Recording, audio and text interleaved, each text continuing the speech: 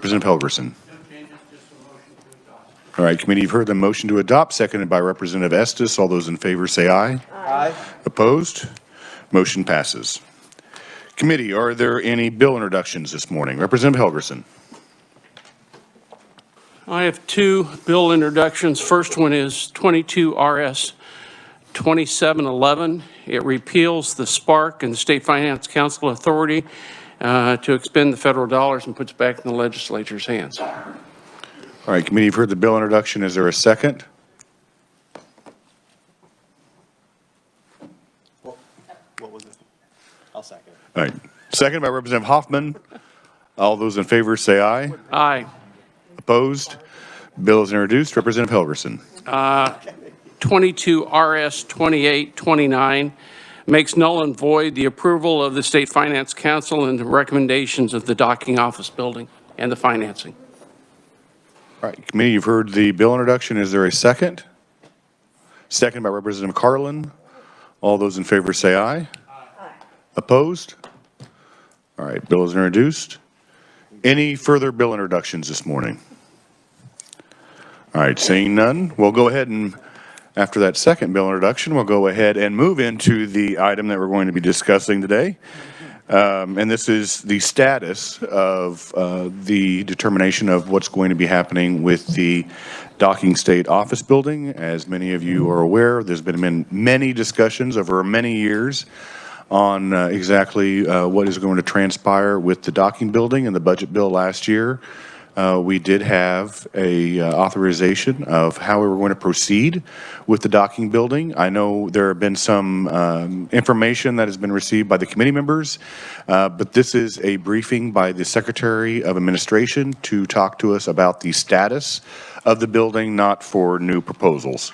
So Secretary Burns-Wallace, the floor is yours. Good morning, Chair. Good morning, committee. It's good to see you all this morning. I haven't seen many of you, so welcome back. We are here at the request to talk about the current status. As the chair outlined, the State Finance Council did move forward based on the proviso, moving forward with the docking state office building. The recommendations that came forward to them around docking from the joint buildings included bringing the building down to a 3-story building, so it will be shaving levels off of that.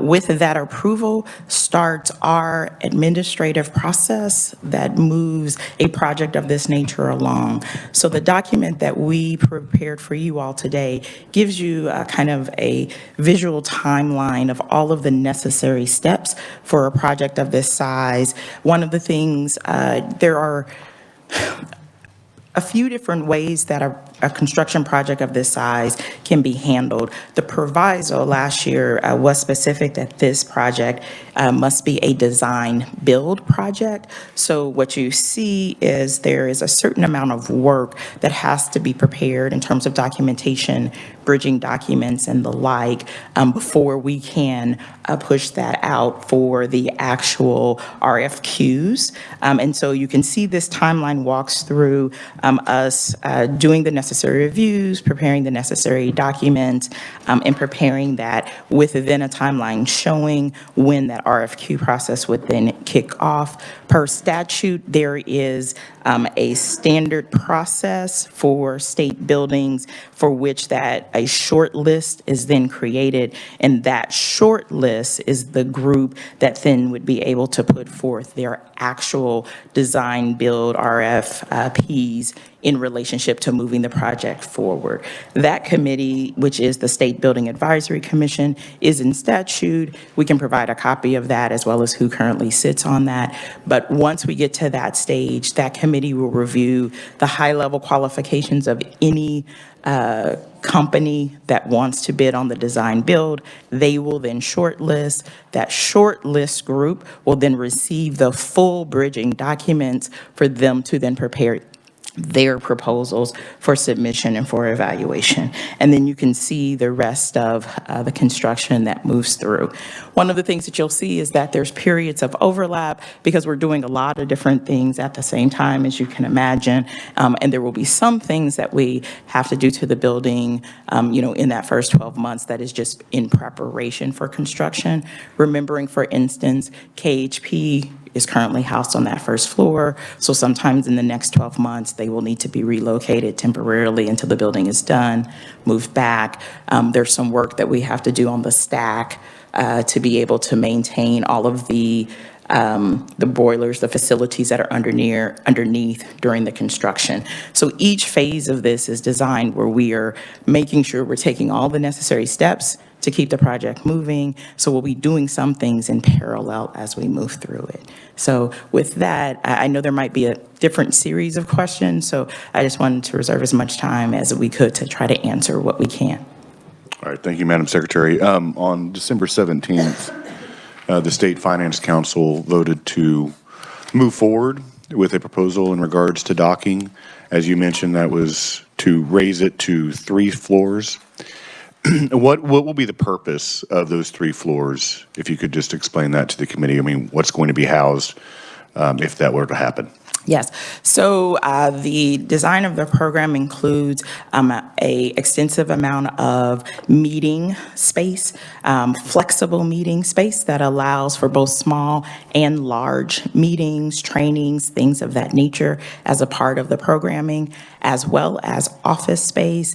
KHP will be one of those tenants as they would move back into the space, but there would be additional office space and square footage that's available, as well as things like a stop-and-go type of cafeteria type to be able to service the building, as all of our state office buildings have, as well as was also a piece of our original programming proposal that had a space that could be a functional space for displays that could be utilized and leveraged in conjunction with the State Historical Society to be able to bring exhibits of certain size and rotate them through that space. It also gives us an opportunity to highlight the historic history of the building and to preserve some of those pieces.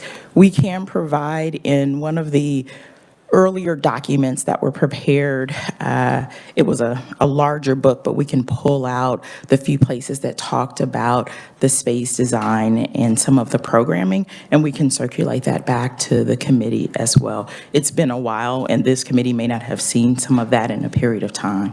So, but again, it's you start to build the shell of it, and then with each stage of this, it gets more refined. Right, as we move through, understand the building, any things or modifications we have to have for the design build phase, and then later on for once we move into the full design build with the construction managers, there'll still be some modifications. So it will be ongoing, but that's really high level, the kind of programming that would be in the building. And the estimated cost? The estimated cost, our original estimated cost, I think for when we were projecting on bringing it down to 6 floors, was right around. So the original, when we brought it down to 6 floors, it was 106 or 109. We did not do that final full workup of the 3 because that 3 was in that very last phase.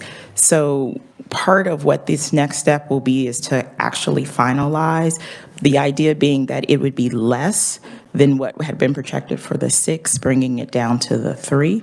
So one of the reasons as it went forward through State Finance Council, we didn't ask for more is that we knew that it wouldn't be more than the 120, which was originally part of the proviso. But that's also why you saw in subsequent conversations, there was a movement to hold federal dollars at a certain level to be able to leverage those federal ARPA dollars, which this project would be partially allowable into this. We did it at an upper amount and not a final total because over the next 3 months, we'll be able to finalize all those totals, finalize how much secure how much federal funding would be needed and what is all allowable, and then therefore be able to have that final full dollar amount. So that's what part of the next 3 months of this kind of cleanup of that, the program confirmation, project design, the bridging documents. When we get there, we'll have that better clean estimate given the new 3-story configuration. Our original configurations, I don't know if everyone remembers, we had run numbers for like a full 12-story renovation and a 6-story. So this was more of a 3-story, and we didn't fully run those numbers, but we knew it would still be within the range of what had been proposed. So I hope that helps. No, that helps. And how does things change? Because on Friday the 21st, or Thursday the 20th, I don't know exactly the date, but Amy and I were talking about this. The building was actually listed on the National Register for Historic Places. So how does that change or alter the decision that was made on December 17th by the State Finance Council, or does it? So there is a process. Once a building is on the state registry, we have been working with the Historical Society. It is still, as there are various steps that can be taken, because a building is on the state registry does not mean that you cannot alter or change the building. There are necessary steps that have to be taken by the Historical Society, the governor's office, in conjunction with federal applications to be able to make modifications. And we are working through that process with them. So at this time, we don't see that it would change the current trajectory of the project. Okay. And then can you also give us an update on the Kdhe Lab? Yes. So we didn't provide this because it wasn't asked for, and we were a little bit, probably about a week difference. These two projects will run differently, partially because while the docking building was required to do design build, we will be actually using construction manager at risk as the process for the Kdhe Lab. And so that we will actually be ready to advertise for that construction manager at risk for that project in the next 2 weeks. It should hit the registry. And so there's a similar timeline to the one that we provided for docking. We'll provide that by the end of the week to this group so that you can see how the lab moves through. There's some similar parts, as you can imagine, but that project is going to move a little bit faster, partially because it's an open lot and you're building just straight from the ground up, versus some of what we have to do with docking in terms of it being a building and having to do steps before we can start that construction.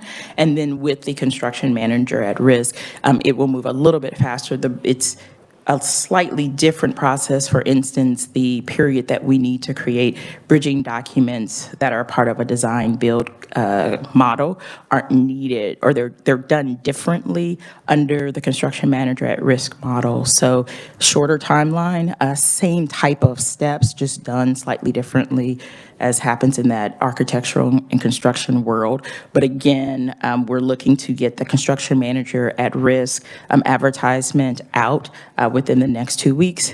Once that construction manager at risk is in place, it kicks that project into kind of full speed. But we'll provide a detailed, very similar outline as this one so that you all can see the actual steps as it moves through. All right, thank you. Representative Williams.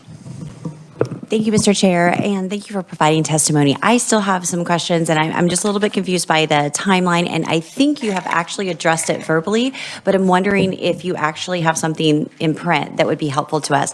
Number one, and they relate. Number one, you mentioned meeting space, and so how will the meeting space potentially compete with the recently restored and in process restored Beacon, which is right next door, and the Dillon House that's been restored? So just maybe touch on that. And then the second part is you have mentioned different agencies that may be housed. Are those firm numbers or firm agencies that will be within? Or do we have in this timeline, as you're developing your layout, do we know exactly who is going to be housed in it? Or is that still fluid? Because it's not mentioned on here, and that's why I'm asking. Correct. Thank you for the questions.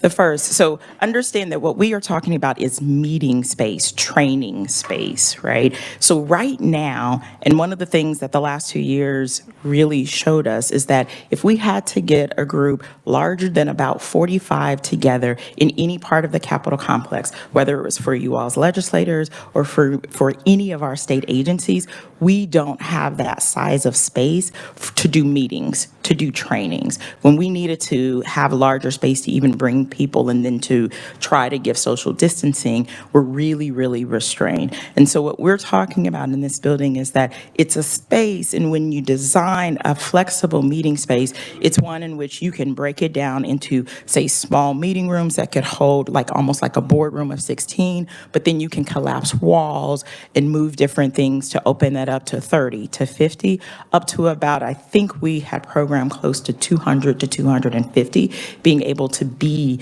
in that functional space.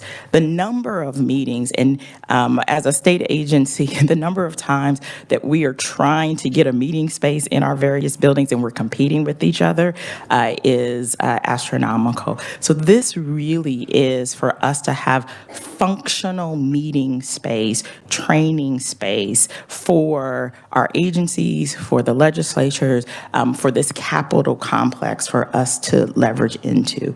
I'm not as familiar with the facilities that are next door. I know that my understanding of them is that they're more of, a lot of times they may be used for more of a event space. And that's why I choose my language very carefully, right? It doesn't mean that the space that we have could not be used for an event in certain situations, but the primary programming of it and the functionality of it is really to give us more capacity in the Capitol complex for actual meeting space that we control as the state, and that is at no additional charge for using that space because it's part of one of our buildings, just if you were to book a conference room in Landon or Eisenhower. So I hope that helps. And again, when we pull the documents from the original, it had some information around how it could be programmed and the size, and it had a little sketch of the layout. We will make sure to get that back to you all because it may help a little bit also of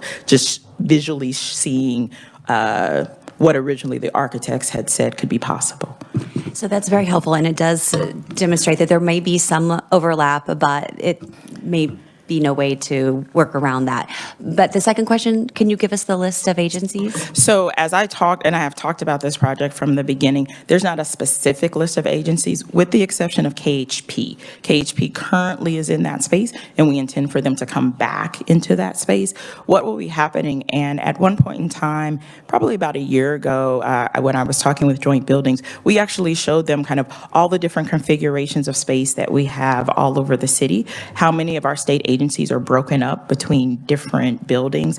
What happens when we have new space come online with docking is it'll become a domino effect. We'll begin to see where agencies are in terms of their size and needs and functionalities, and we will begin to kind of, as we get closer, to program in which agencies go there. But because it's a domino effect, it won't be done in a vacuum. We'll also be looking at if an agency is, say, put together in one space over in docking, it could open up space in Curtis or Landing, and then we start to shuffle. So we will do it in a holistic way, and as we get further into this project, we'll be able to give a kind of a clear idea of which agencies would be a proper fit for both the size, but also the type of space that they need.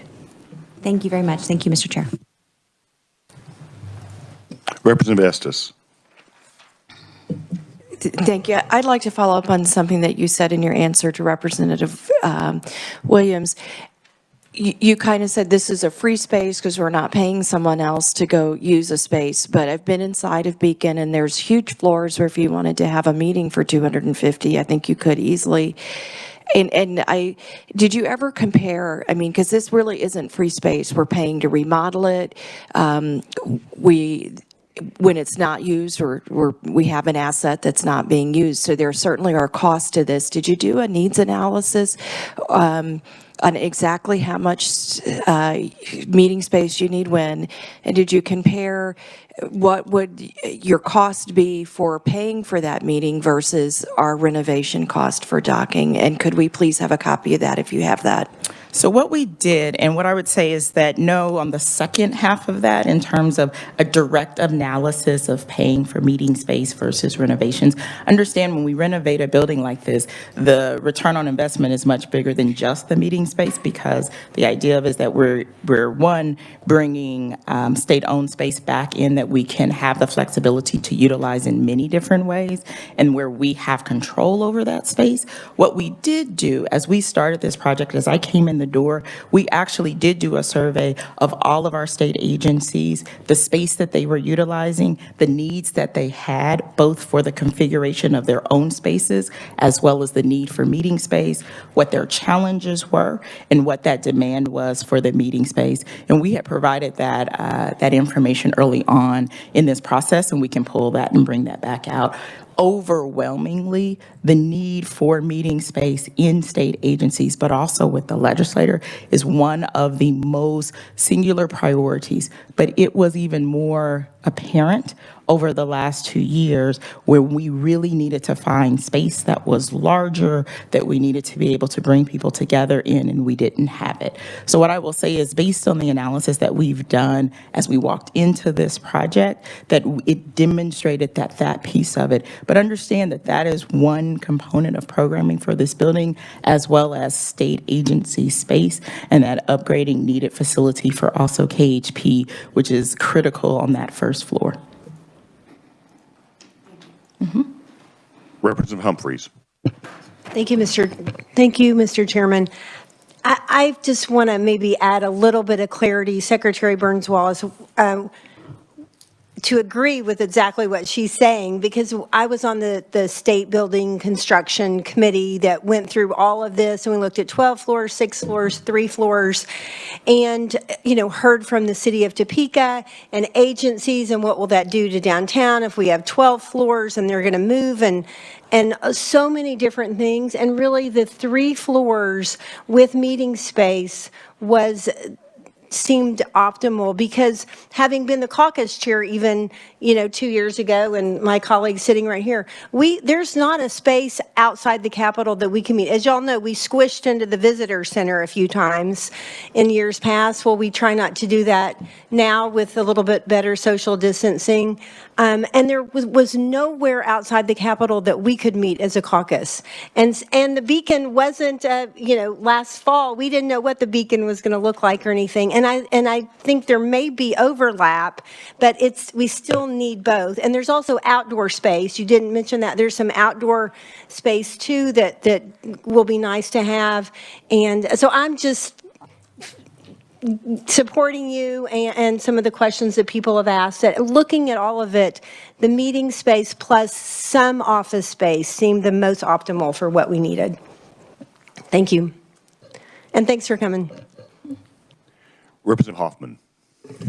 Thank you, Mr. Chairman. Yeah, Representative Humphreys kind of took some of what I was going to say. This has been a long back and forth. The chairman and I in conference even, we had to kind of slow the brakes down on what the Senate was wanting to do in order to maybe get to where we are now in something that I think is more workable. And the representative talked about how my understanding is there's been a lot of conversations with downtown Topeka, with people that own buildings, and this is a plan that I think that they really feel like is going to be an asset to the downtown area and to the Capitol complex. So am I right in that there's been a lot of conversations with them? There is, and we can again share some of the support letters that came from the city of Topeka, as well as downtown Topeka,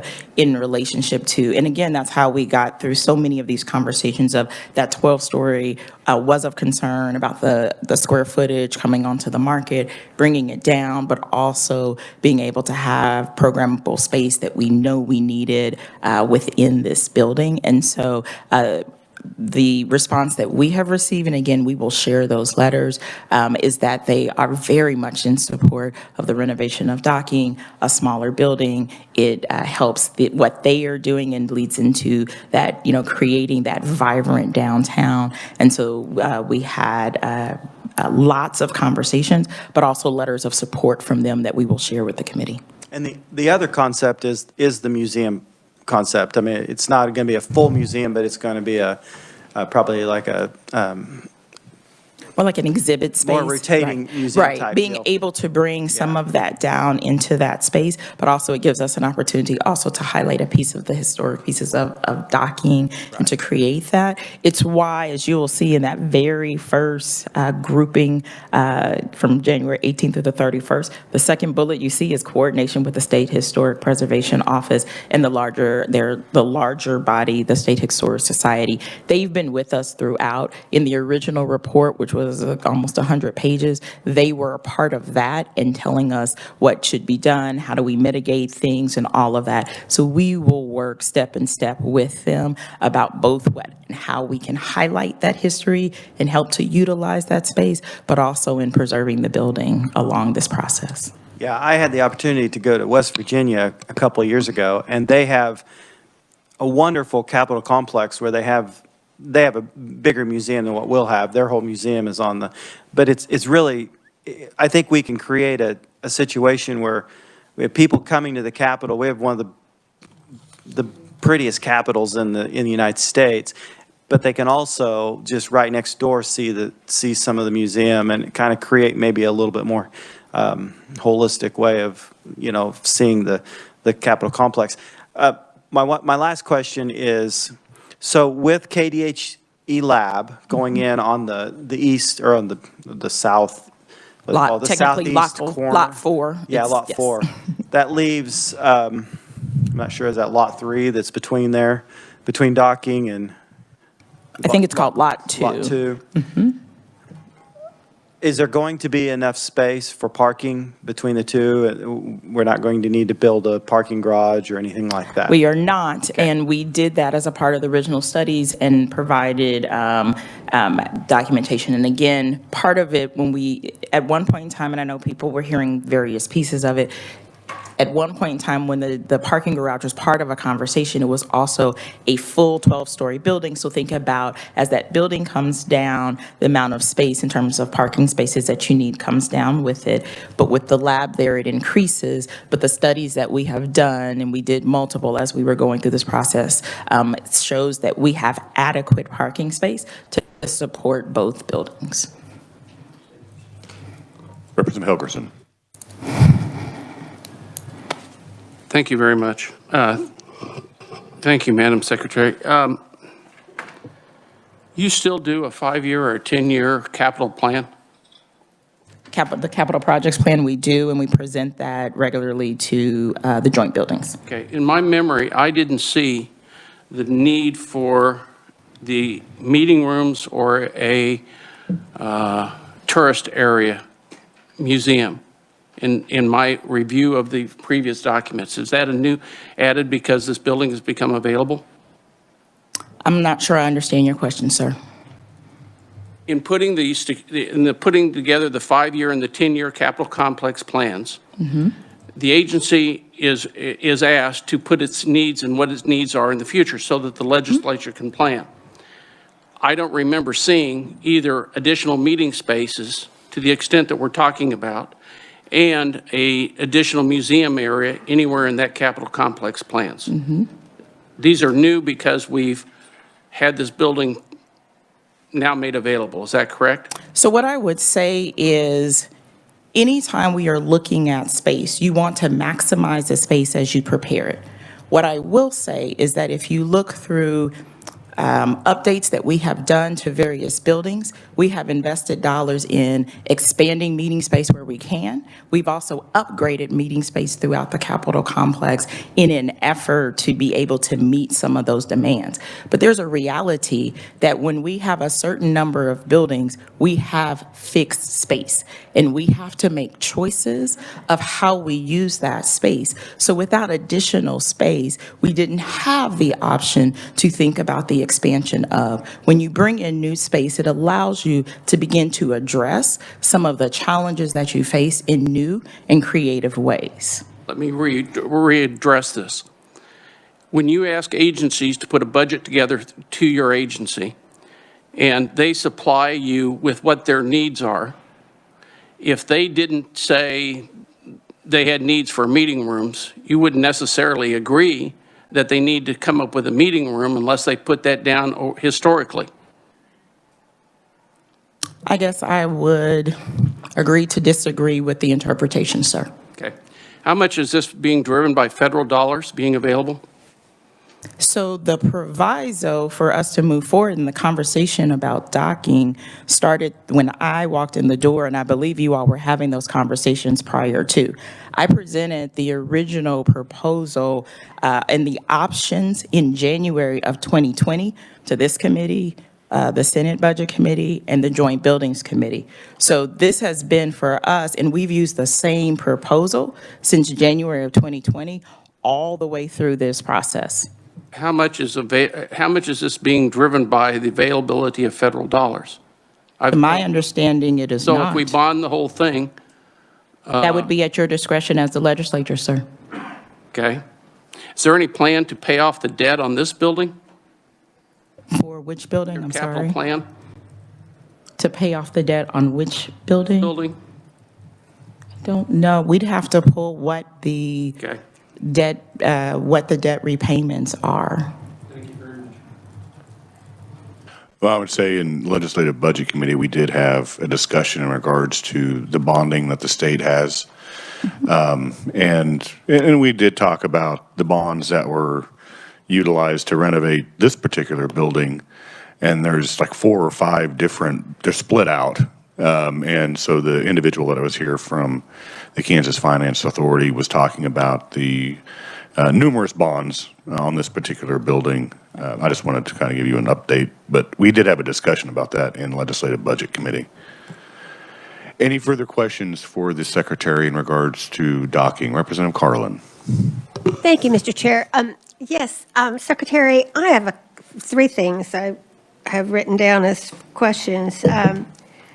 I remember when Sam Williams was Director of Revenue, he was in my office, and he said that his agency was split between 5 buildings around town, and I guess you're aware of that. Is that still the case, or has there been any changes there for revenue? Off the top of my head, I can't tell you about revenue, but as I said, we can share with you the documents we share with Joint Buildings that showed where different agencies are located. Well, I must have that somewhere, but I don't remember where. And I think, we have a cost there when you've got the agencies split up like that. There's a cost. I don't know what that is or how to compute it, but I hope you are looking at that. Can we how do we protect the HVAC system, the heating, cooling system in the basement? What kind of protection you mentioned protecting it. What do you have So in there are mind? just, when you do Tear it down. because that is our utility facility and those systems, there will be certain things that we have to do while that construction is undergoing. Very technically, for instance, we will the flue stack that's outside of the building, we'll have to temporarily shift that or move that during this construction period. So there are some very technical kind of steps that we do to ensure that that facility is secure and safe as we go through this. It's why, someone may look at the timeline and think it's a little bit long, but these are the things that we do up front for the necessary precautions to make sure we have the right plans in place, the right mitigating factors in place as we continue with that process. So there is, and the architects did the assessment as we were going through this, as well as technical experts experts were kind of pulled into those conversations. And so as we proposed these things along the way, we ensured that we had talked with experts that were comfortable that we could do what needed to happen above ground and still secure that facility below ground. And so if there's any of that, and again, that larger document, and we can make sure we get that recirculated, a link to it, because there are some technical things in the back that talk about how we ensure that there's protections there, and some upgrades that'll happen in that space as well as we're doing the renovation project. Okay, I'm sure that that's going to have to be handled, but one more question. Is there any chance the city would remove the parking meters along that street? I don't know, but we can pass that to the Because, city. You know, I think they owe us something. They owe us something, and those parking meters both sides of the street there would help a whole lot with our parking situation. And I'm sorry, I haven't noticed fewer cars anywhere in the world. So I think we're still going to have that issue. Thank you, Mr. Chair. Representative Ballard. Thank you, Mr. Chairman. I think I'll ask you a question about the space. You know, during that 12-year remodeling period we had here at the Capitol, being able to go across docking, I think we moved, it's been a while, I remember like 80 people over in that building, and a few got to stay in this building. But one of the things that came up repeatedly, that if we wanted to get all of our legislators, House and Senate, and other people together, we just didn't have that kind of space. You know, Cedar Crest does not have it. But I heard you say that in terms of how you would do it with walls, you could have 30, you could go to 50, you could go and maybe up to 250. That is something I've heard since I've been here, that, you know, it would be nice to have a place that all of us could get together at one time with, you know, and that would be a possibility.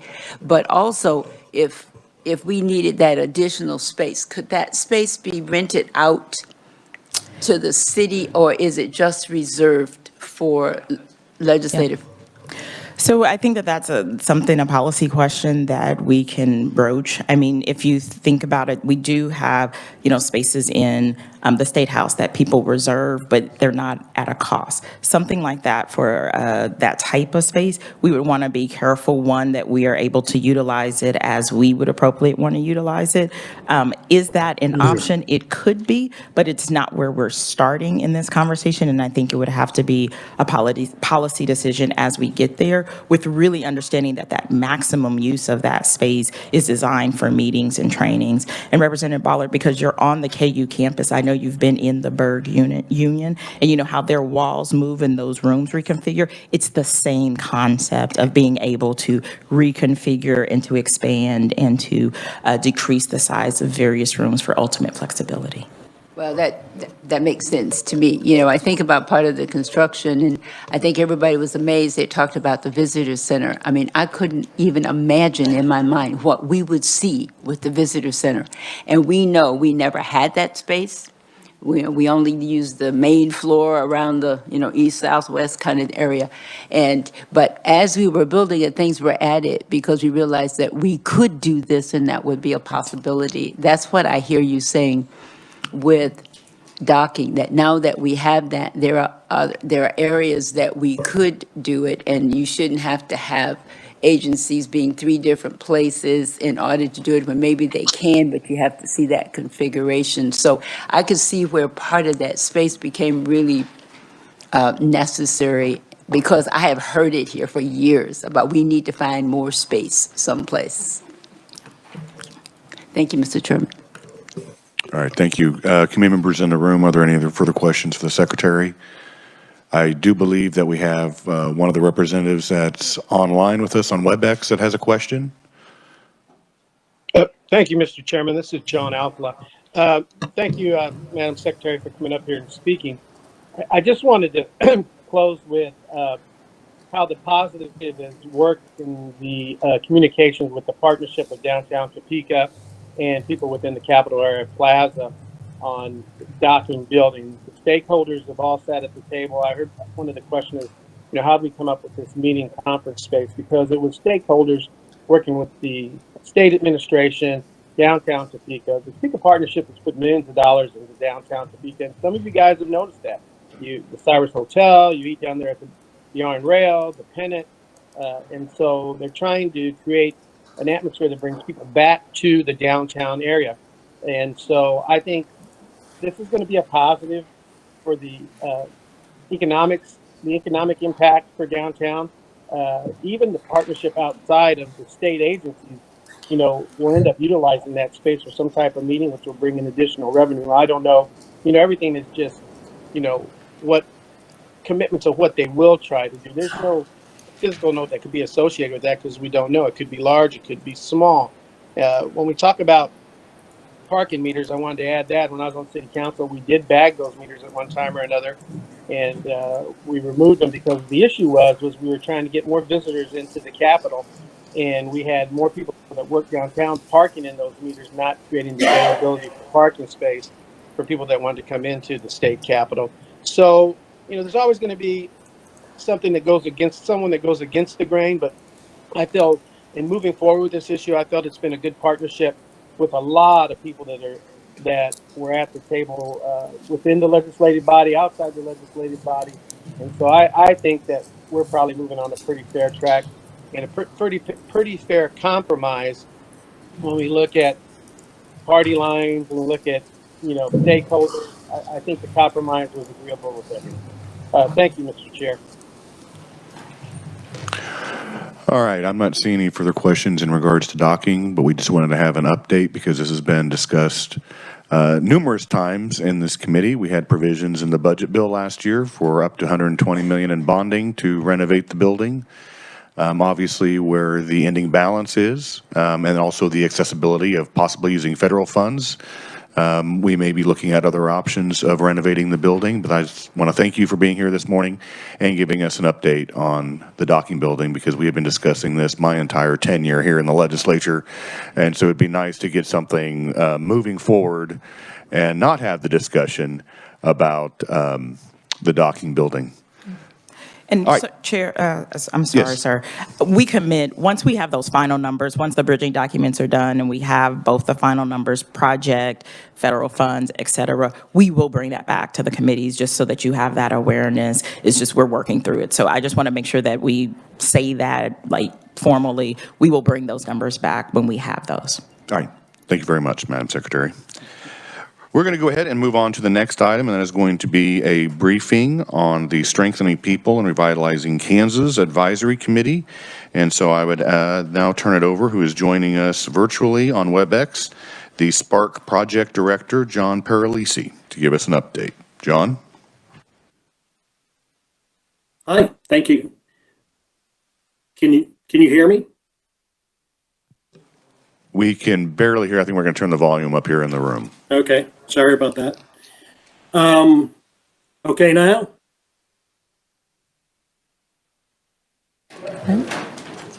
There it goes. Yes, that's okay. We can hear you. It's good now? Great. If you could give me a little guidance, I can walk through the summary of the plan very quickly and then open it up for questions. Is that okay? That is perfectly fine. Great. Just to go through it pretty quickly, you've probably seen this before. These are the guiding principles that the Spark Committee had put forward. And so everything that we have constructed in terms of the plan is meant to support those principles around prioritizing sustainable programs, making sure that we're aware of other sources of funds that might be better applied, really be thinking about long-term systemic impact for Kansas, think about it from an equity standpoint, having flexibility where we need to, and ensuring that we're able to drive and track results. This Spark structure was put in place before I came on board, which was to drive the work in terms of identifying opportunities and ideas and eventual portfolios of ideas for the Spark Executive Committee to be able to evaluate, to do that through 4 advisory panels. I was brought on board partway through in order to help design that process and facilitate that process.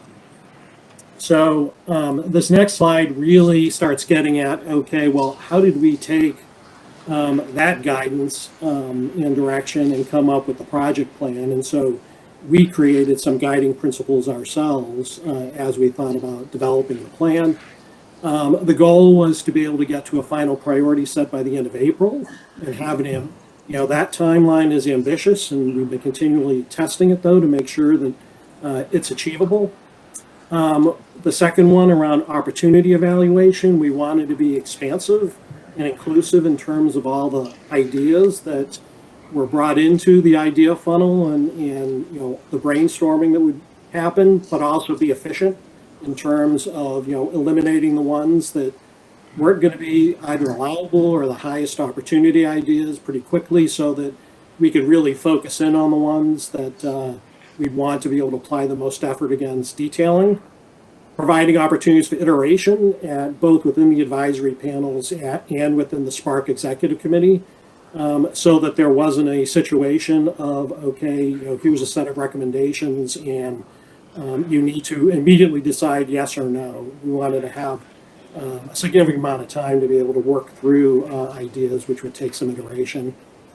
Creating process consistency across the panels, having a clear process so there'd be transparency around it, having the ability to pull in expert input, particularly at the panel level, as they were working through the process, making sure that the outputs were rigorous and consistent in terms of what the SPARC committee was going to be seeing, and that making sure there are adequate support resources in place in order to be able to do that. So here's kind of the high-level timeline and approach. And in terms of the way it's structured, if you go down below on the advisory panel level, we're going to be starting with some group orientations that are, and all of this is going to be built off of a virtual backbone, just given the timing requirements and everyone's schedules. But at the end of this week, we would offer a few orientation sessions that any advisory panel member could go to, with the goal of trying to get the advisory panels kicked off next week.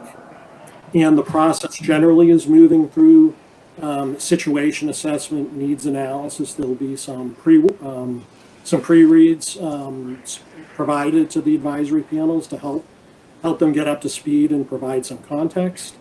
Then going from that to viewing the ideas that have come in to date and brainstorming on solutions around those needs, filtering out the ones that just aren't going to fly so we could focus our efforts in, doing some scoring against the ones that remain, and then giving the panel a chance to kind of group those priorities together into kind of a final portfolio, with the thought being that some priorities may not be the highest scoring, but if they enable a lot of the most important things on their set to happen, then you want to kind of group it together holistically. At the same time, the SPARC Executive Committee is going to be meeting and having a view from the process. And it would be at near the end of March where the panel chairs would be presenting the portfolios and giving the SPARC Executive Committee time to be able to kind of work through that portfolio at an aggregate level.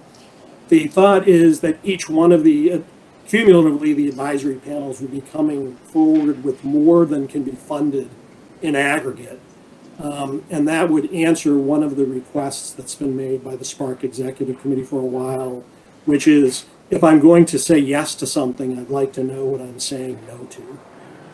So the goal is that there would be ample room there to be able to make some trade-offs against even the high priority items. This slide is just really for each advisory panel, and these numbers aren't, they're just illustrative to show the concept of, in this idea funnel, the ideas that have been generated to date, putting them in a common format.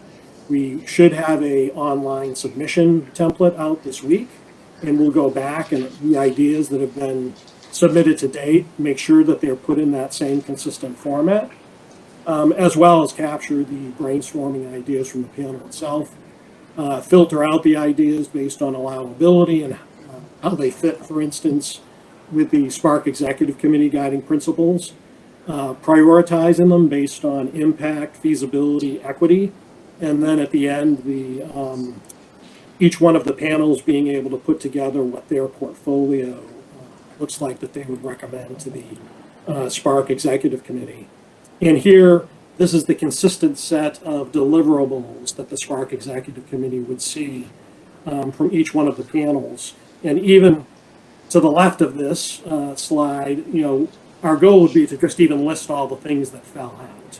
But for all the viable options that are evaluated, have them profiled, show how they scored, and then eventually, the shape of the portfolio that's being recommended to the Spark Committee. So in terms of what we're working on now, and several members in the room are involved in this as well, is just beginning to try and get availabilities of the panelists so that we can begin locking in meeting dates. And that will be challenging. Once again, we think that the timeline's achievable, but it is certainly aggressive. And everyone has a day job, so distribute background reading materials to the panel. So we're putting the finishing touches on a lot of that now. Having that joint orientation session, and then making sure that we publicize that submission form, so that we can have all the ideas submitted in a consistent basis. So that's it in a nutshell. I'd open it up at this point to any questions anyone has. All right, thank you, John. And Madam Secretary, since you are part of the Office for Recovery, did you have any comments in regards to these Spark committee process? No, the only thing is wanted to make sure you all received just kind of an update of where the various funds are that have come out of it. It should be like a one-page tracker is in there. And so, okay, I see nods. That was the only thing that we wanted to make sure that you all had. But as there may be questions, if there's some that John may not be able to answer, I will gladly stand for them as well. And I believe it's in your comments that with the money that has already been dispersed or the money that was determined in legislation last year out of the $1.6 billion that we received from the federal government in regards to the American Rescue Plan Act, there's about $760 million remaining. Yes, I believe. Yes, so if you look halfway down the sheet, it shows you kind of where we are. And again, I apologize. This is small. We will make sure we send over a bigger version. As I started to look at it, I'm like, oh my goodness, sorry. The first table is the allocations that came directly out of the Spark process themselves. The second table are the legislative funded directives. There are a few other legislative directives that are still pending. Those transfers just need to be processed.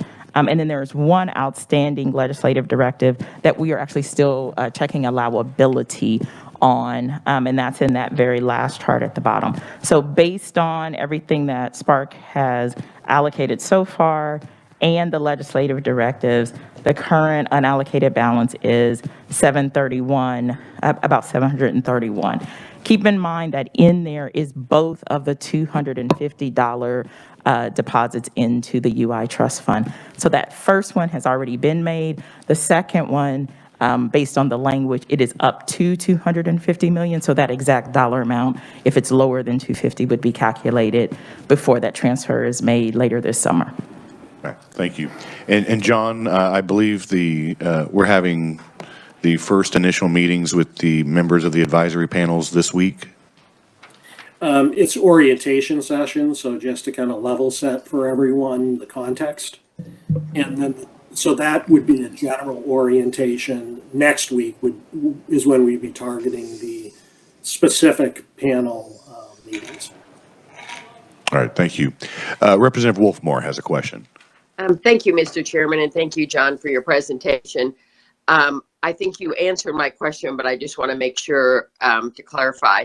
So I've been asked by several people about what's the way to get in the pipeline if they have an idea that's not been submitted. I think you said there's going to be an online opportunity to do that this week. Will we be getting that information so we can pass it on? Yes. Okay, that's all I needed. Thank you, Mr. Chair. Committee, any further questions for John or the secretary?